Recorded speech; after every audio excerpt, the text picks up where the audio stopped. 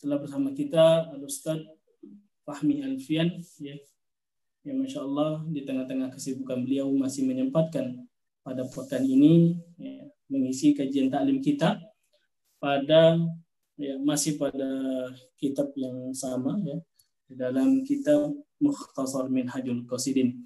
Masuk kepada pasal yang baru yaitu tentang adab-adab penerima zakat.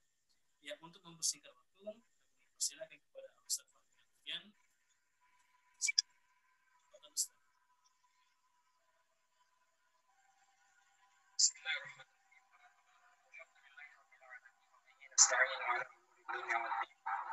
Salawatullahi wa salamuhu ala asyrafil anbiya'i wal mursalin nabiyina Muhammadin wa ala alihi wa sahabatihi wa man tabi'ahum bi ihsanin ila yaumiddin. Amma ba'du.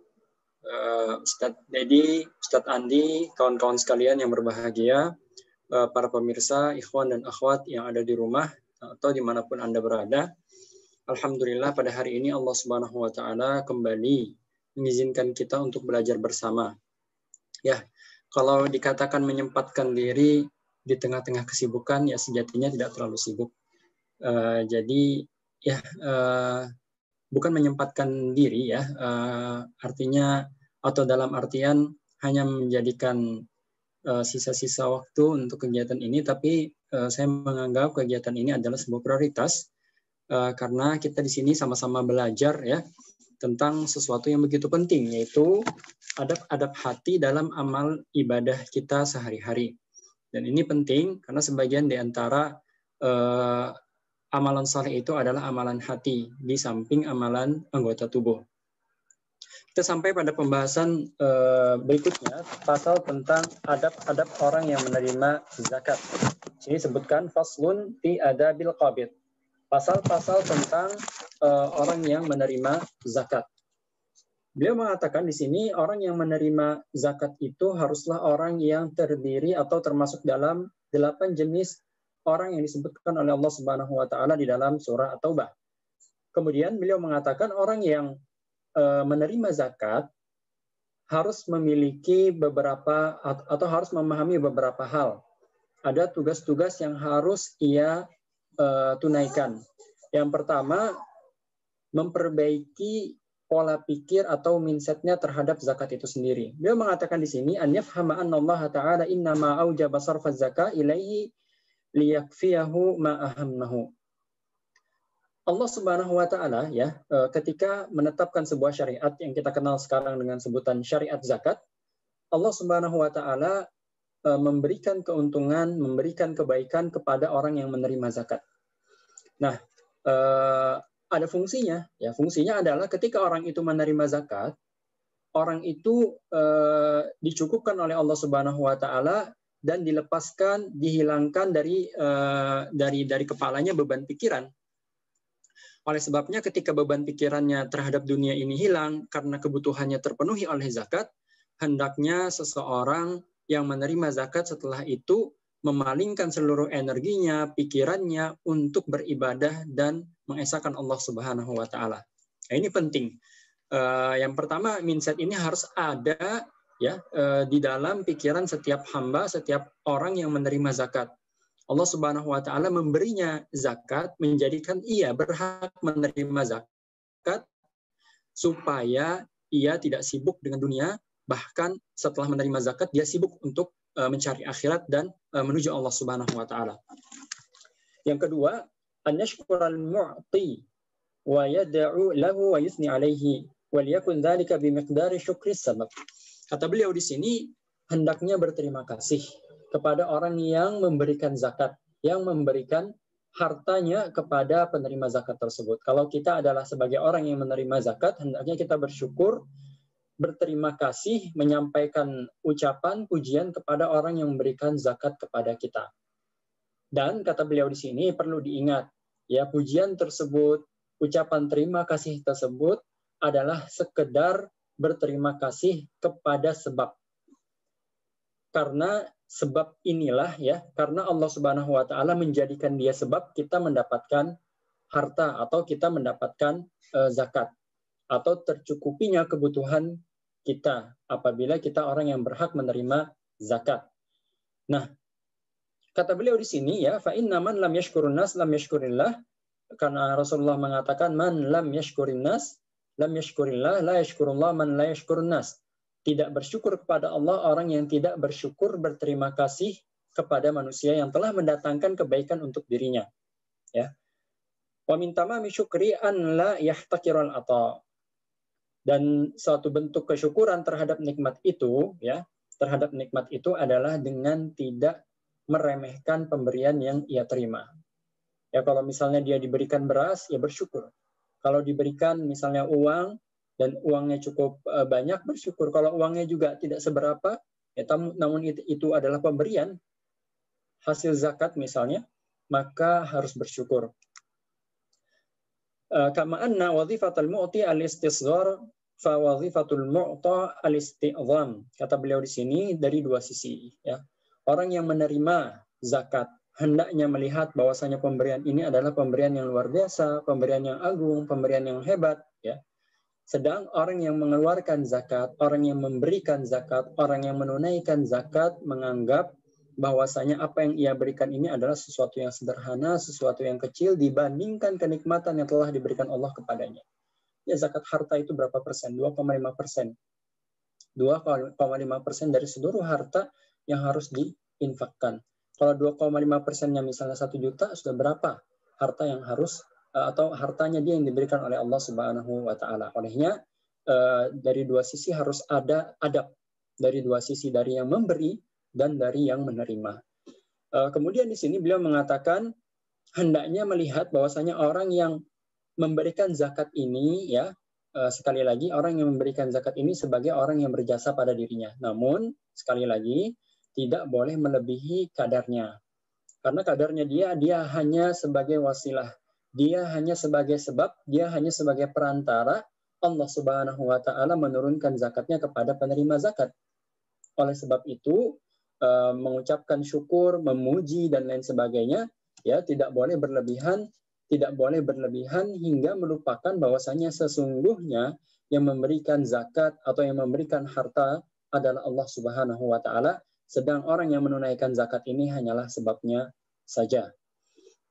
Kemudian yang ketiga yang harus dipahami, yang harus diketahui oleh orang yang menerima zakat, bahwasanya yanzura fima yu'tah, harus melihat apa yang diberikan ini. Apakah dia harta yang halal, apakah dia harta yang haram? Lianna ikhraja ma lil ghair laisa bizakah wa in kana min syubhatin tawara'a anhu. Apabila harta ini kita yakini, ya, orang yang menerima zakat mengatakan atau meyakini bahwasanya harta yang ia terima ini dari orang yang menunaikan zakat, harta ini adalah harta haram, jelas harta haram, dan dia sangat yakin bahwasanya ini adalah harta haram, maka tidak boleh menerima. Tidak boleh menerima. Misalnya ada orang yang mencuri, kemudian dia mengumpulkan barang-barang curiannya, kemudian dia zakatkan. Ya, dia zakatkan. Dan kita tahu bahwasanya ini bagian daripada barang curian yang ia curi, ya, atau zakat daripada barang curiannya, maka tidak boleh diterima. Atau yang kedua, dia tidak sampai pada derajat haram, dan kita juga yakin, ya, kita juga tidak yakin bahwasanya ini sampai pada derajat haram. Namun kita ragu, ada syubhat di situ, ada syubhat pada hartanya. Atau kalau boleh dikata, kita tahu bahwasanya orang ini, ya, bercampur hartanya antara harta yang halal dengan harta yang haram. Maka kata beliau di sini at-tawarru, harusnya bersikap wara, berhati-hati, tidak mengambilnya, karena bisa jadi ketika dia mengambil harta tersebut, ternyata harta tersebut yang ia terima sebagai zakat adalah harta yang haram. Oleh sebab itu di sini hendaknya dia berhati-hati. Illa an yadiqa alaihi al-amr, kecuali, kata beliau di sini, kecuali dalam keadaan darurat, dalam keadaan yang sangat-sangat sempit. Orang miskin ini misalnya, atau orang yang Allahumma shalli ala Muhammad, orang yang menerima zakat ini dalam keadaan yang begitu genting, dalam keadaan yang begitu genting dan butuh uang. Maka kata beliau, faman kana aktsar yadiqul amr, maka boleh dia mengambil zakat dari harta tersebut, ya, dari harta tersebut apabila dalam keadaan genting. Faman kana aktsaru kasbihi haraman fa akhraja zakata wa lam yu'raf lima akhrajahu malikun muayyan kanat al-fatwa fihi an yatasaddaq bihi. Apabila kita ketahui bahwasanya orang yang mengeluarkan zakat ini adalah orang yang kebanyakan hartanya adalah harta haram. Kebanyakan hartanya adalah harta haram. Kemudian ketika dia memberikan harta zakat, misalnya dia adalah peternak. Taruhlah dia peternak kambing. Nah, kambingnya banyak sekali, tapi di antara kambing-kambing itu, ya, atau kebanyakan di antara kambing-kambing yang ia miliki itu adalah kambing hasil curian. Nah, kemudian dia memberikan sebagian daripada kambing tersebut sebagai zakat. Dia berikan sebagian daripada kambing tersebut sebagai zakat. Bagaimanakah sikap orang yang menerima zakat? Kata beliau, al-fatwa fihi an yatasaddaq bihi. Kalau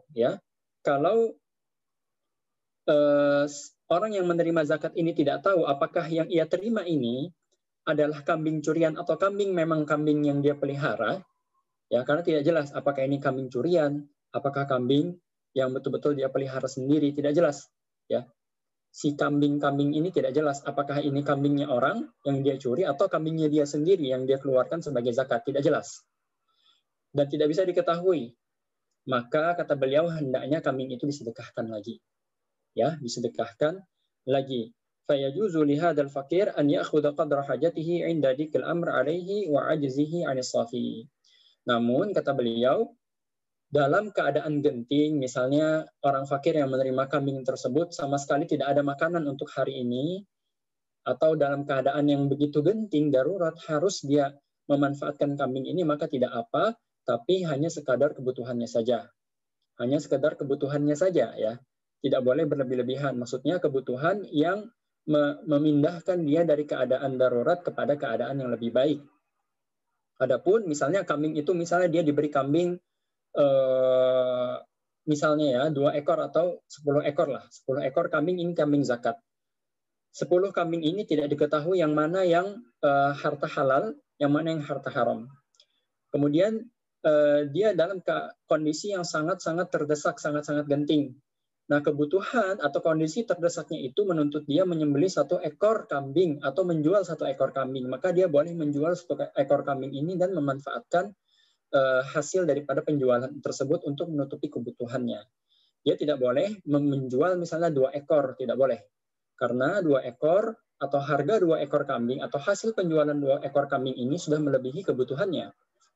Demikian juga sisa daripada kambing-kambing tersebut hendaknya disedekahkan, tidak boleh dimakan. Wala ya'khudh aktsar min hajatihi fa in kana ghariman lam yazid ala miqdar ad-din. Ya, sebagaimana orang yang gharim, orang yang terlilit hutang, maka mengambil daripada kadar zakat itu sesuai dengan hutangnya saja, tidak boleh melebihi itu. Demikian juga orang yang berperang di jalan Allah, ya, jihad fi sabilillah, boleh mengambil harta, akan tetapi harta yang diambil itu hanya sekadar dengan kebutuhan dia berperang di jalan Allah Subhanahu wa taala. Dan tentu kalau kita berbicara hukum maka seperti itu. Tapi kalau kita mau berbicara derajat yang lebih tinggi, derajat yang lebih mulia, yaitu derajat wara, maka hendaknya ditinggalkan orang yang hartanya tercampur antara halal dan haram, kemudian dia zakatkan dan tidak bisa dibedakan yang mana yang halal, yang mana yang haram dari zakat tersebut. Kemudian di sini beliau menyebutkan suatu masalah bahwasanya para ulama di sini berbeda pendapat, ya, kadar kecukupan yang mana seseorang sudah tidak bisa lagi menerima zakat. Apabila kadar ini terpenuhi, maka seseorang tidak berhak menjadi penerima zakat. Wasahihu fihi an yakuna lahu kifayatun 'ala ad-dawam imma min tijarah aw sina'a aw ajri aqarin aw ghairu dhalika, wa in kana lahu ba'd al-kifayah akhadha ma yutammimuha wa in lam yakun lahu dhalika akhadha ma yakfi. Kata beliau di sini, apabila seseorang memiliki pemasukan rutin, maka dia dianggap telah memenuhi standar yang mana dia tidak bisa lagi mengambil zakat setelah itu. Dan apabila pemasukan rutin itu memenuhi kebutuhannya tentunya. Namun apabila pemasukan rutin itu, entah itu dari sewa misalnya, dia ambil dari gaji rutin misalnya dan lain sebagainya, apabila pemasukan itu tidak mencukupi kebutuhan bulanannya, ya, maka dia boleh mengambil zakat, tapi ada batasannya, yaitu sebatas kebutuhan yang kurang saja. Kalau kebutuhannya 1 bulan adalah taruhlah 1 juta, kemudian pemasukan rutinnya hanya 600.000, maka dia boleh mengambil zakat 400.000 dan tidak boleh mengambil lebih daripada itu. Waliyakun ma ya'khudhu biqadari ma yakfi sanatahu wa la yazidu ala dzalik. Dan apabila dia menerima zakat, maka kadarnya kadar 1 tahun. Kalau tadi 400.000 kebutuhannya yang kurang, yang tidak terpenuhi oleh pemasukan rutinnya, maka 400.000 ini dikalikan 12. Nah, sekadar itu sajalah yang harus dia, yang bisa dia terima. Lebih daripada itu, maka dia akan menzalimi atau setidaknya dia akan mengambil hak orang fakir yang lain. Yang membutuhkan, bisa jadi lebih daripada yang ia butuhkan. Selesai pasal yang pertama atau pembahasan terkait dengan adab orang yang menerima zakat. Sekarang yang kedua, beliau membahas tentang shadaqat tatawwu' wa fadliha fi wa adabiha. Ya, pasal yang membahas tentang sedekah sunnah, sedekah mustahab, di bawahnya wajib, dan keutamaannya serta adab-adab terkait dengan sedekah tersebut, ya. Kalau kita perhatikan dalam syariat ini, Allah Subhanahu wa taala senantiasa menggandengkan antara perkara-perkara yang wajib dengan perkara-perkara yang sunnah. Salat ada salat wajib, ada salat sunnah. Puasa ada puasa wajib, ada juga puasa sunnah. Demikian juga zakat wajib, kemudian ada sedekah yang sifatnya sunnah. Nah, tentu ini ya sebagaimana ibadah-ibadah yang lain, ya. Ibadah-ibadah yang sifatnya sunnah itu, ya, derajatnya di bawah ibadah-ibadah yang sifatnya wajib. Sedekah 100 miliar, ya, 100 miliar misalnya, sedekah seseorang 100 miliar, itu tidak sebanding dengan zakat wajib yang ia keluarkan daripada hartanya yang 2,5% itu. Walaupun 2,5%-nya tidak sampai angka misalnya tidak sampai angka 100 juta, misal, ya. Ya, sedekah tidak lebih tinggi derajatnya dibandingkan zakat. Wa ma taqarraba ilayya 'abdun bi syai'in ahabbu ilayya mimma aftaradtuhu 'alaihi. Dalam hadis qudsi Allah mengatakan, tiadalah seorang hamba mendekatkan diri kepadaku melalui, ya, lebih baik, ya, kecuali melalui amalan-amalan yang sifatnya wajib. Jadi kalau mau mendekatkan diri kepada Allah Subhanahu wa taala, ya, jalan tolnya adalah mengerjakan amalan-amalan wajib. Nah, sudah mendekatkan diri pada Allah, kalau ingin dicintai baru ditambah dengan amalan-amalan yang sifatnya sunnah. Di antaranya adalah sedekah ini.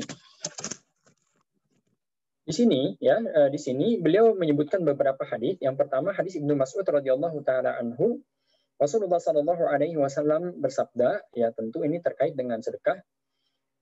Ayyukum malu warithihi ahabbu ilaihi min malihi. Siapa di antara kalian, kata Rasulullah Shallallahu Alaihi Wasallam, yang harta ahli warisnya lebih ia sukai, lebih ia cintai dibandingkan hartanya sendiri? Maka para sahabat menjawab, tidak ada ya Rasulullah. Tidak ada di antara kita yang menyukai harta ahli warisnya. Tentu hartanya lebih dia sukai dibandingkan harta ahli warisnya. Maka Rasulullah Shallallahu Alaihi Wasallam menjawab, qala fa inna malahu maqaddam wa mala warithihi ma akhar. Sesungguhnya, kata Rasulullah Shallallahu Alaihi Wasallam, hartanya yang ia miliki, harta miliknya itu adalah harta yang ia sedekahkan, harta yang ia infakkan, harta yang ia keluarkan untuk beribadah pada Allah Subhanahu wa taala. Sementara harta yang ia tunda, ia simpan-simpan, ya, maka itu akan menjadi harta ahli warisnya. Nah, di sini Rasulullah Shallallahu Alaihi Wasallam menjelaskan kepada kita bahwasanya syariat Islam ini datang dengan logika yang berbeda dengan logika manusia. Dalam Sahihain di sini dari Abu Hurairah radhiyallahu taala anhu bahwasanya Rasulullah mengatakan, "Man tasaddaqa bi adli tamratin min kasbi thayyibin la yas'adu illa Allahi illa at-thayyib fa inna Allah yaqbaluha bi yaminihi thumma yurabbiha bi sahibiha kama yurabbi ahadukum faluwahu hatta takuna mithla al-jabal." Di sini Rasulullah mengatakan tiadalah seorang di antara kalian bersedekah ya dengan sesuatu yang semisal dengan kurma, yang mana sesuatu itu berasal daripada hasil yang halal, harta yang halal, pemasukan yang halal. Maka kata Rasulullah SAW, Allah Subhanahu Wa Taala menerimanya ya dengan yaminnya, dengan tangan kanannya. Tsumma yurabbiha li sahibiha kama yurabbi ahadukum faluwahu. Kemudian Allah Subhanahu Wa Taala ya menjaga harta tersebut, menanam dan menjaga harta tersebut, menumbuh kembangkannya sebagaimana salah seorang di antara kalian menumbuh kembangkan, merawat, menjaga tanamannya, ya. Hatta takuna mithlal jabal, sampai yang sebutir kurma tadi atau yang semisal dengan sebutir kurma tadi ya akan menjadi seperti gunung. Akan menjadi sebutir atau lebih besar daripada gunung. Nah, bahkan Rasulullah SAW mengatakan bahwasanya bersedekahlah kalian, jagalah diri kalian dari api neraka walau bisyakri atau bisyakki atam. Kata Rasulullah SAW, jagalah, bebaskanlah, selamatkanlah diri kalian daripada api neraka walaupun hanya sekedar bersedekah dengan setengah buah kurma. Pertanyaannya, adakah di antara kita yang mau bersedekah dengan setengah buah kurma? Ya minimal bersedekah dengan sebuah kurma, satu buah kurma. Tidak ada orang bersedekah atau kebanyakan orang tidak akan bersedekah dengan setengah potong kurma atau setengah buah kurma. Namun itu adalah uzur yang paling sedikit. Kalau kita punya harta, ya harta itu berlebih tentunya, dan lebihnya adalah sekedar atau sekecil setengah buah kurma, maka sudah harus disedekahkan atau sudah selayaknya untuk disedekahkan.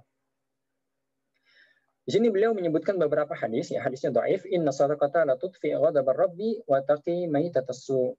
Sedekah itu memadamkan kemarahan Allah dan menjaga seseorang dari kematian yang buruk atau su'ul khatimah. Dalam hadis yang lain, tasaddaqu fa inna sadaqata fika kukum minan nar. Bersedekahlah karena sedekah itu membebaskan kalian daripada neraka. Was-sadaqatu tudfi'ul khati'ah kama yudfi'ul ma'un nar. Dan sedekah itu memadamkan api, yang memadamkan kemarahan Allah sebagaimana air memadamkan api, kata Rasulullah SAW.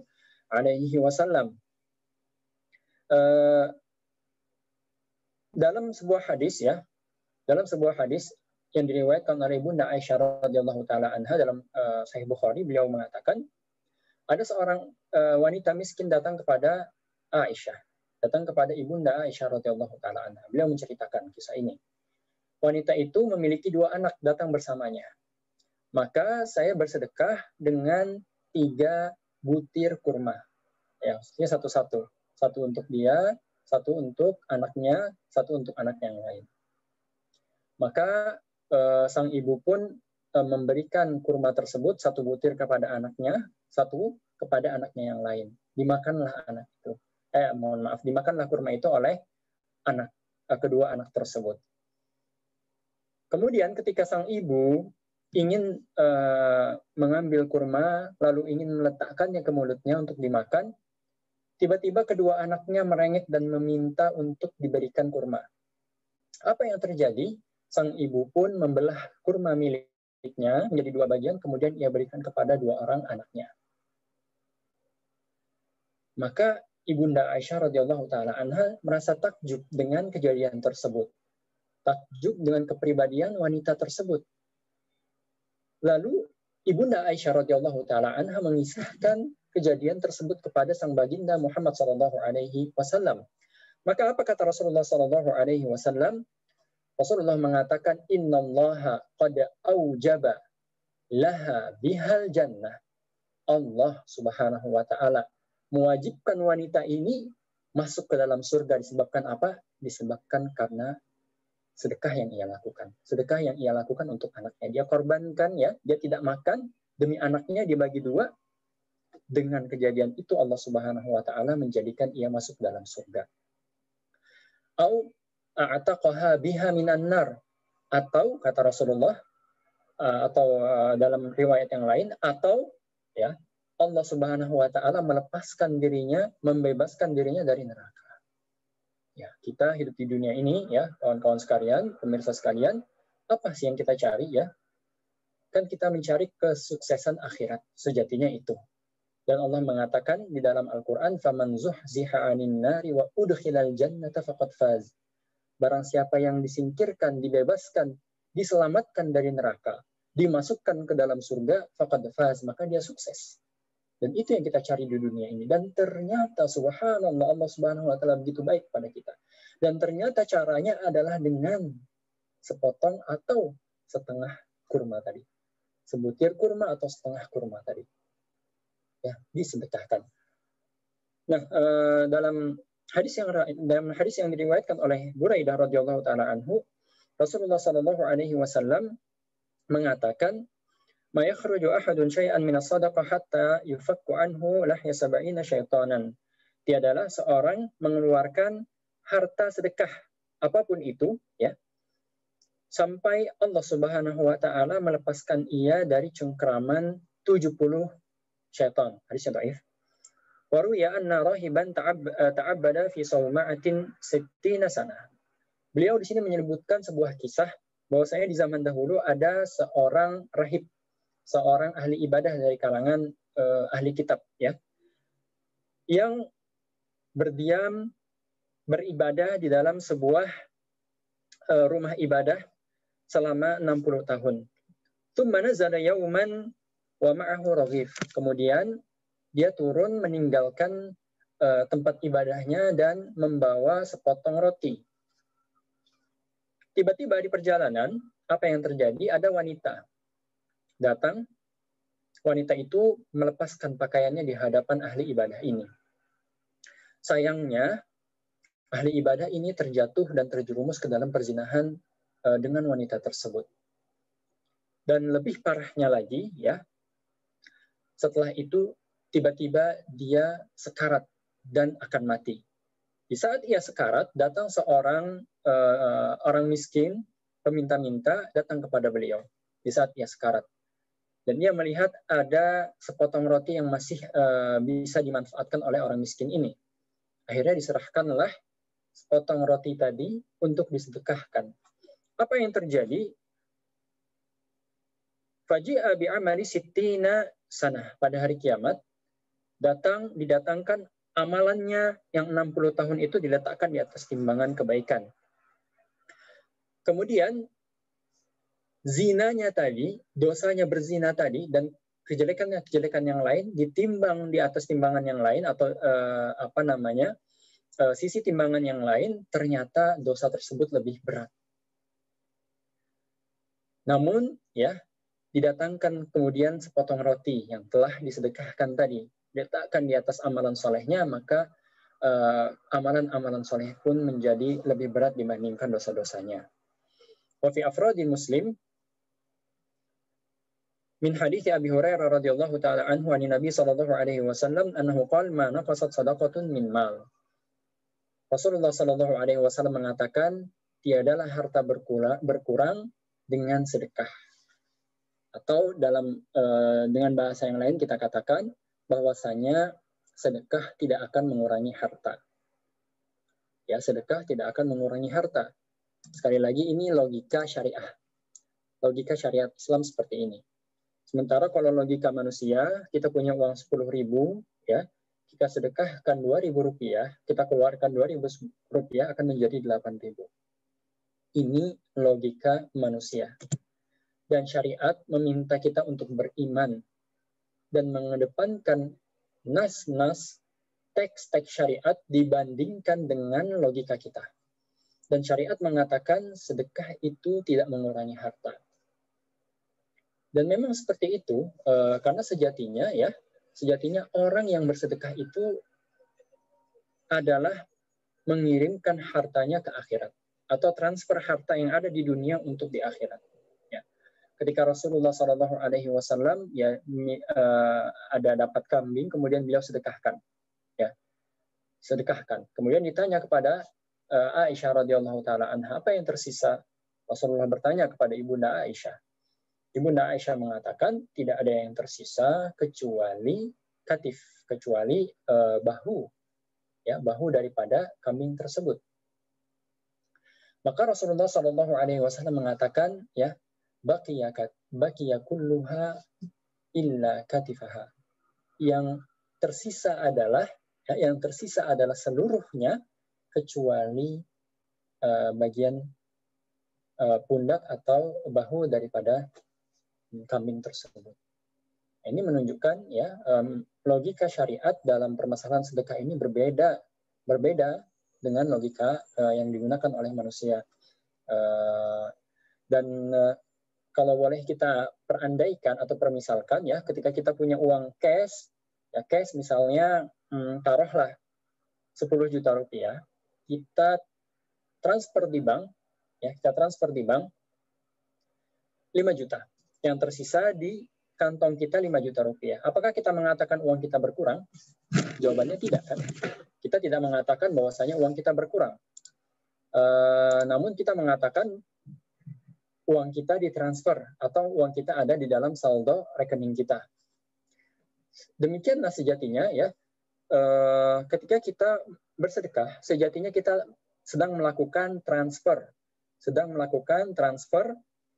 harta yang ada di tangan kita saat ini untuk kita nikmati di akhirat kelak. Dan nilai lebihnya adalah Allah Subhanahu wa taala melipat gandakannya berkali-kali lipat hingga 700 kali lipat, hingga lipatan-lipatan yang tidak terhingga. Ya, masalul ladzina yunfiquna amwalahum fi sabilillahi kamatsali habbatin ambatat sab'a sanabila fi kulli sumbulatin mi'atu habbah wallahu yudha'ifu liman yasha. Allah Subhanahu wa taala lipat gandakan sekehendaknya. Nah, ini keuntungan ketika kita menitipkan harta kita kepada Allah Subhanahu wa taala. Di sisi lain, ketika kita pahami hadis ini, ya, harta tidak berkurang ketika kita bersedekah. Maka di sini ada dua kemungkinan. Ketika harta itu tidak berkurang, kata Rasulullah, ketika harta itu tidak berkurang, ya, maka kita bisa pahami bahwasanya harta itu kalau tidak tetap begitu saja, maka dia akan bertambah. Ya. Akan tetapi kenyataan yang kita dapati di dunia ini, ketika kita bersedekah, maka harta kita akan terus bertambah dan bertambah. Karena logikanya berbeda. Kita tidak menggunakan logika manusia, kita menggunakan logika syariat. Kalau kita bersedekah, maka harta bertambah, ya. Dan itu yang terjadi. Jadi maksudnya di sini harta tidak berkurang ketika kita bersedekah. Naqasat shadaqatun min mal, sedekah tidak akan mengurangi harta. Maksudnya adalah, atau konteksnya dibalik daripada teks ini adalah harta akan bertambah dengan sedekah.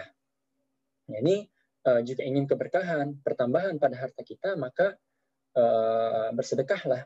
Di sisi lain, orang yang bersedekah didoakan oleh malaikat. Dalam hadis sahih Bukhari dan Muslim, Rasulullah mengatakan, "Ma min yaumin yusbihu fihi al-ibadu illa malakani yanzilan." Tiadalah suatu hari di mana seorang hidup pada hari tersebut, ya, berpagi hari di hari tersebut, ya, berada di pagi hari pada hari tersebut, kecuali ada dua malaikat yang diturunkan oleh Allah Subhanahu wa taala. Yaqulu ahaduhuma, salah seorang di antara malaikat tadi mengatakan, Allahumma a'ti munfiqan khalafan. Ya Allah, berikanlah kepada orang yang berinfak, orang yang bersedekah, orang yang mengeluarkan hartanya, ya, gantilah ia. Berikanlah ganti. Allahumma a'ti mumsikan talafan, dan hancurkanlah harta orang yang tidak mau mengeluarkan sedekahnya, tidak mau mengeluarkan zakatnya dan menahan hartanya. Ketika malaikat mendoakan hal yang seperti ini, dan malaikat adalah makhluk yang tidak pernah berdosa, tidak pernah salah, makbul apa yang ia minta kepada Allah Subhanahu wa taala, maka ini menjadi penguat bahwasanya, ya, harta ketika disedekahkan kata Rasulullah tidak berkurang, maka pasti harta itu akan bertambah. Yakin seyakin-yakinnya. Ya, yakin seyakin-yakinnya. Karena malaikat mendoakan orang yang mengeluarkan hartanya bersedekah, maka diganti oleh Allah Subhanahu wa taala. Di dalam ayat Allah mengatakan, "Wa ma anfaqtum min syai'in fahuwa yukhlifuhu." Tiadalah segala sesuatu yang kamu infakkan, apapun itu, segala sesuatu apapun itu, walaupun kecil, ya, yang kamu infakkan kata Allah Subhanahu wa taala, fahuwa yukhlifuhu, maka Allah akan menggantinya. Dan lihat penghujung ayat ini apa kata Allah? Wa huwa khairur raziqin. Dan dialah Allah sebaik-baik yang memberikan rezeki. Apa maksud daripada penghujung ayat tersebut? Ya, ketika Allah mengganti, bayangkan zat yang maha baik, yang menyebutkan bahwasanya dirinya adalah sebaik-baiknya pemberi rezeki yang paling baik, akankah ia mengganti dengan yang senilai? Dengan kebesarannya, dengan rahmatnya, dengan keagungannya, dengan kerajaan yang begitu luas meliputi langit dan bumi ini, apakah Allah Subhanahu wa taala hanya akan mengganti sesuai ya yang sama dengan yang kita keluarkan? Tidak mungkin. Allah Subhanahu wa taala mengisyaratkan di sini bahwasanya Allah akan menambahkannya di dunia dan di akhirat secara umum. Ya, demikian ya. Hadis-hadis yang terkait dengan permasalahan ini. Kemudian beliau di sini menyinggung tentang, mohon maaf, sepertinya waktunya sudah hampir habis ya. Secara cepat saja, kemudian beliau menyinggung tentang adab-adabnya, karena pasal ini terkait dengan adab-adab orang yang bersedekah. Orang yang bersedekah, bagaimana adabnya? Silahkan lihat lagi, baca lagi, ikuti lagi materi yang telah berlalu. Materi tersebut membahas tentang adab-adab orang yang mengeluarkan zakat, termasuk diantaranya adab-adab orang yang mengeluarkan sedekah. Ya, sama adabnya. Ya, mungkin demikian. Mudah-mudahan Allah Subhanahu wa taala memberikan taufik kepada kita untuk berinfak ya di jalan Allah Subhanahu wa taala. Ada program yang namanya 3S atau S3, sedekah 1000 sehari. Ya, itu dulu ya, tahun 2010 waktu saya masih lulus SMA, ada namanya program sedekah 1000 sehari. Nggak tahu sekarang sudah berapa angkanya. Tapi apabila orang yang rutin bersedekah 1000 sehari setiap harinya, maka dia akan mengumpulkan banyak pahala dan mentransfer banyak pahala sisi Allah Subhanahu wa taala selama 1 tahun. Dan dengan amalan yang sangat sedikit atau jumlah yang sangat sedikit. Saya kira demikian, setidak sekalian, kawan-kawan yang bergabung, pemirsa yang ada di rumah, terima kasih banyak telah membersamai saya dalam pembelajaran kali ini. Kita tutup dengan kafaratul majlis. Subhanakallahumma hamdik, asyhadu an la ilaha illa anta, astaghfiruka wa atubu ilaik. Sallallahu ala nabiyina Muhammad wa ala alihi washabihi wasallam. Walhamdulillahi rabbil alamin. Ya, syukran jazakallah Ustaz.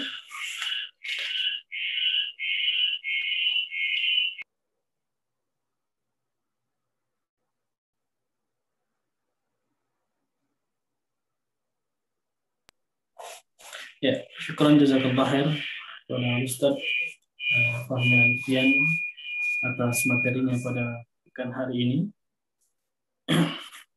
Ya, untuk pekan hari ini kita tiadakan dulu sesi tanya jawab. Insya Allah pekan depan kita adakan juga. Ya, mungkin cukup sekian dari kami. Ya, mengucapkan syukuran jazakallah khair kepada seluruhnya, kepada ikhwan dan akhwat sekalian yang telah bergabung. Semoga Allah memberikan kita selalu ya di dalam keridhaannya. Ya, cukup sekian, kami tutup dengan doa kafaratul majlis. Subhanakallahumma wa bihamdika asyhadu an la ilaha illa anta astaghfiruka wa atubu ilaik. Assalamualaikum warahmatullahi wabarakatuh.